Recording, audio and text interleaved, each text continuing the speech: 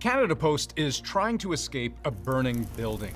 Why is the building on fire? That would be a great question, if not for the more pressing fact that there's a giant ball and chain tied to Canada Post's ankle. There is a voice from outside shouting instructions for how to escape, except now the ball and chain's on fire too, and who knows if it's even possible at this point for Canada Post to find the exit. The fire? That's from Canada Post burning through cash. Hundreds of millions of dollars a year for the last 7 years, amounting to almost $4 billion in losses. The ball and chain. That's the set of rules some see as a straitjacket, which binds the Crown Corporation to unrealistic expectations, preventing it from saving itself. And the voice from outside, that's the federal government. Canada Post is an institution worth saving. It's an institution that needs saving. The minister responsible for Canada Post has just outlined what he calls a start.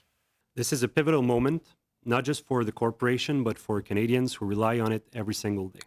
But the proposed solutions require deep cuts and even deeper compromises. You have a letter in the mail, may not be delivered for some time. Going from 3 to 4 days from non-urgent mail to 3 to 7 days.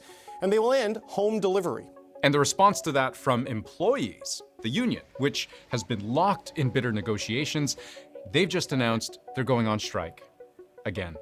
The union says it's outraged, appalled, and declared a nationwide strike is now on. The end of door-to-door delivery will cost jobs, there's no doubt of that, and it'll be thousands of jobs. So come with me on a journey through Canada Post's catastrophic financial situation and what it might come to look like if it can be saved. Canada Post is effectively insolvent, and it is facing an existential crisis.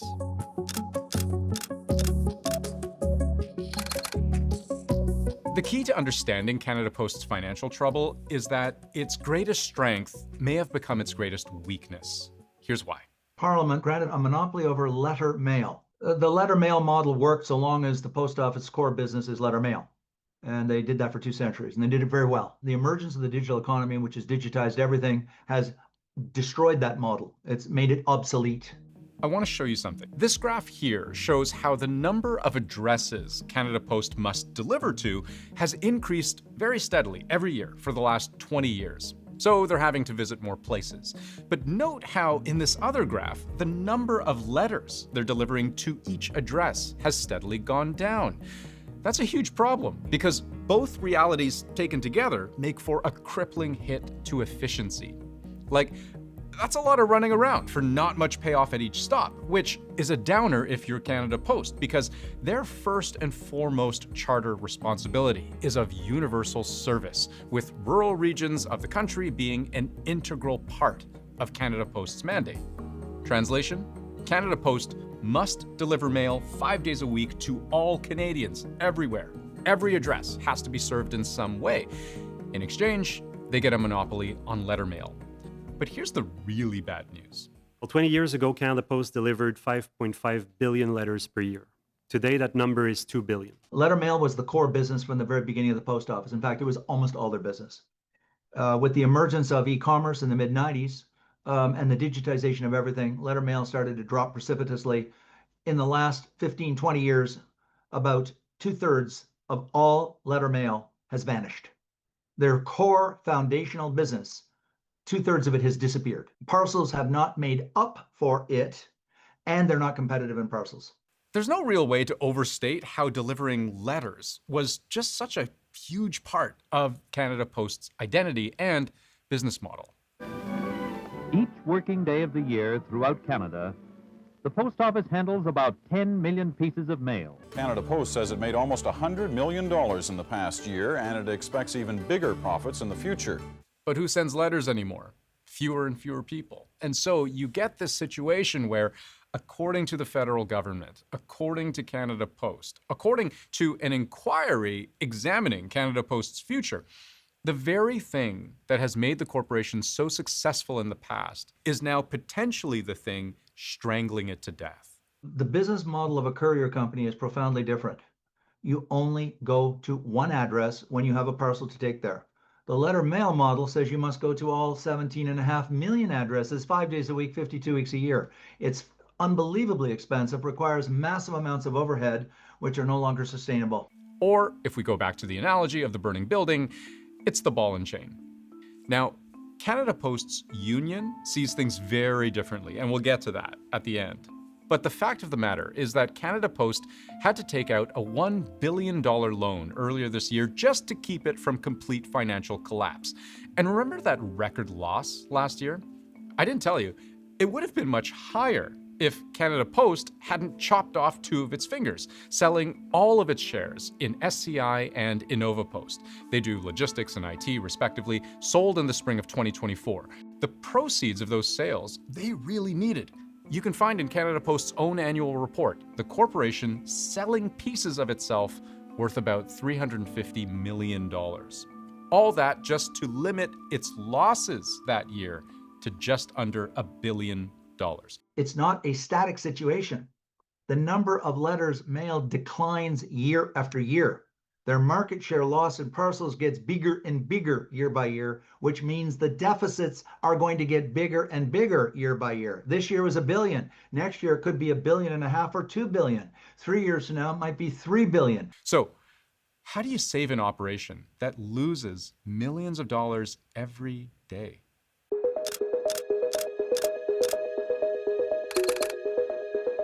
A few months ago, we saw the final report of an inquiry looking into this very question. How do you save Canada Post? The very first recommendation it came up with, after hearing from both the corporation and its employees, was this one: amend the postal charter. You can think of that charter as being like Canada Post's 10 Commandments. But the report called the delivery standards set out in the charter impossible to meet and called for the end of daily door-to-door letter mail delivery. The federal government now accepts this recommendation. I'm authorizing Canada Post to introduce community mailboxes to approximately 4 million more addresses, which will save the corporation nearly $400 million per year. And financially, it sort of makes sense. Canada Post figures door-to-door delivery costs $279 per person per year. Those same deliveries, but to one centralized place for a whole group of people, about half that cost. And if you multiply those kinds of savings out at scale, the number crunchers figure, you get hundreds of millions of dollars in savings. This is going to generate significant savings. This will give them a breathing space to stop the hemorrhaging. But what this likely means, of course, is cutting people. Because if you don't need to make as many door-to-door deliveries, you probably don't need as many letter carriers. And people make up a major part of Canada Post's overall costs, about 2/3 of operating expenses last year. Now, planes, not as big an expense, but using fewer of them, says the government, can cut down on costs too. As it stands, there are pretty rigorous expectations in the postal charter for how long it should take for Canada Post to deliver mail. Generally somewhere between 2 and 4 days.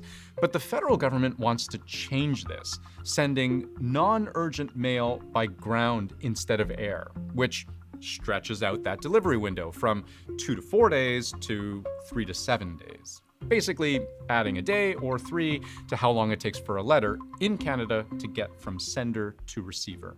Adjusting delivery standards will allow non-urgent mail to travel by ground instead of air and will save more than $20 million a year to the corporation. Then there's real estate. Across the country, there are post offices. And for the last 30 years, there's been a ban on closing every single one that's in a rural area, even if no one ever goes to them. Legally, Canada Post can't close them. The idea here is to protect rural communities so that they always have access to mail.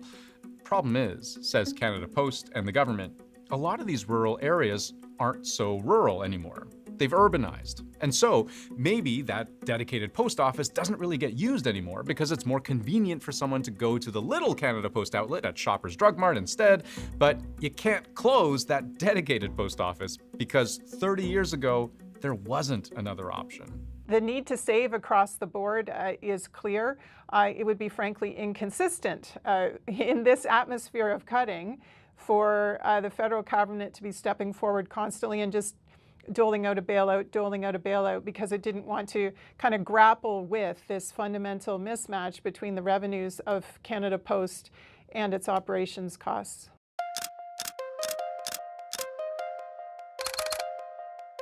I'll say again, there's a great deal of consensus on two things. That Canada Post is in deep financial doo-doo, and that the way to solve that problem is to let Canada Post streamline its operations.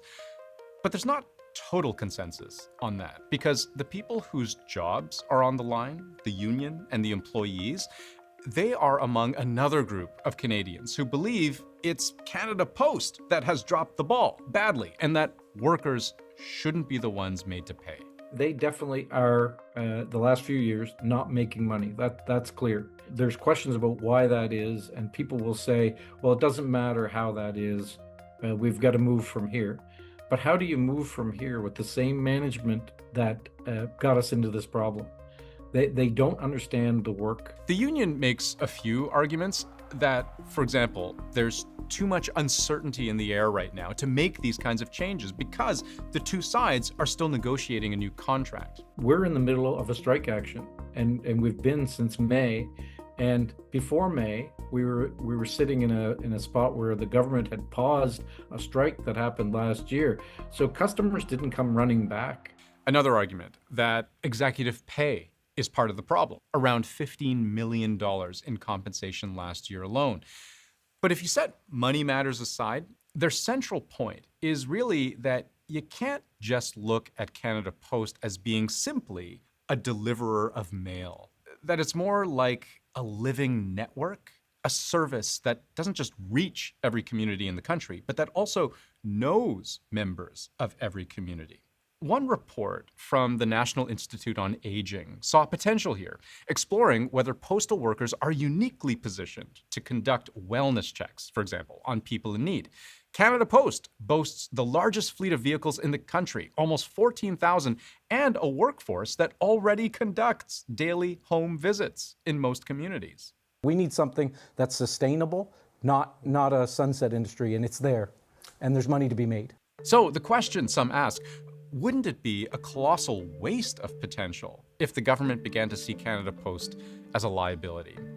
Why, as the country's population ages, would we diminish such a community network instead of expanding it? Like, ultimately, isn't Canada Post more about the public good than it is about the public purse? These people trying to make Canada Post profitable, quote unquote, is one of the problems, because it's supposed to be sustainable, not profitable. We're not trying to make money off of Canadians. We're trying to serve Canadians. There are probably people who do have kind of a historic vision of what it means, particularly in rural communities. The institution of the post office as being sort of, in the center of the village where people would go to meet up. I think if you ask anyone, are you okay with your service being cut? Your reaction as a citizen is like, no, don't cut any services.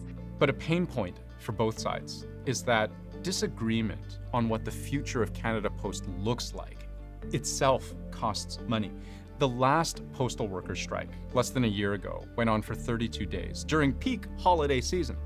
Canada Post figures of its $800 million plus loss last year, about a quarter of that it traces back to the strike. The two sides never did reach a deal. Employees were forced back to work.